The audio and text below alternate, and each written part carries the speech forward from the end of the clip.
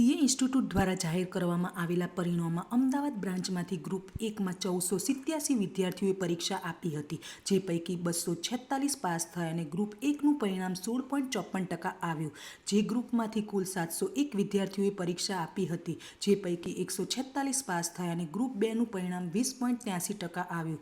બંને ગ્રુપમાં કુલ 1433 વિદ્યાર્થીઓએ પરીક્ષા આપી હતી, જેમાંથી 189 વિદ્યાર્થીઓ પાસ હતા.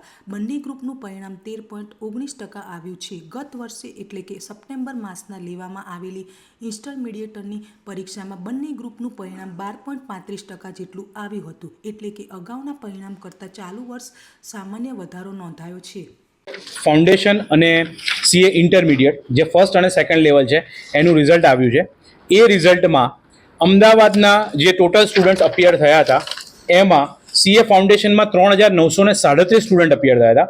એમાંથી 809 સ્ટુડન્ટ પાસ થયા છે, જે 20.55% છે.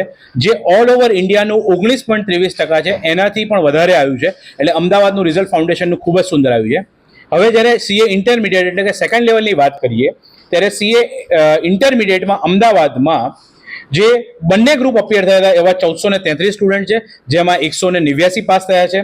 પહેલું ગ્રુપ અપિયર થયેલા 1487 સ્ટુડન્ટ છે, એમાં 246 સ્ટુડન્ટ પાસ થયા છે.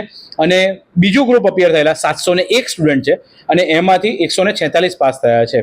જે ઇન્ડિયાની કમ્પેરિઝનમાં ઓલ ઓવર ઇન્ડિયામાં જે બંને ગ્રુપ 13.19% છે. પહેલું ગ્રુપમાં જે ક્લિયરન્સ થયું હતું ઓલ ઓવર ઇન્ડિયામાં 13.96% છે પાસ આઉટ રેશિયો, જ્યારે અમદાવાદમાં 16.54% છે. બીજો ગ્રુપ જે પાસ આઉટ થયું હતું એમાં 15.54% છે ઓલ ઓવર ઇન્ડિયાનું, જ્યારે અમદાવાદમાં 20.83% છે.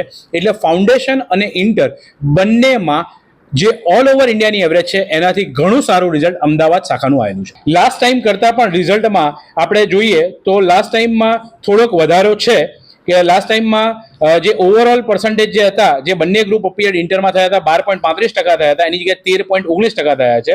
અને અમદાવાદ લેવલે જોઈએ તો અમદાવાદ લેવલે બંને ગ્રુપ અપિયરમાં થોડોક ઘટાડો છે, પણ એમાં કોઈ સેકન્ડ ગ્રુપ અને ફર્સ્ટ ગ્રુપમાં વધારે સ્ટુડન્ટ, તો નંબર એ લાસ્ટ અટેમ્પ કરતાં વધારે થયા છે. અને ફાઉન્ડેશનની વાત કરીએ તો એ પણ લાસ્ટ અટેમ્પમાં જે 18.19% પાસ થયા હતા અને 618 પાસ થયા હતા, એની જગ્યાએ આ વખતે 809 એટલે કે 20.55% છે, એટલે વધારો છે.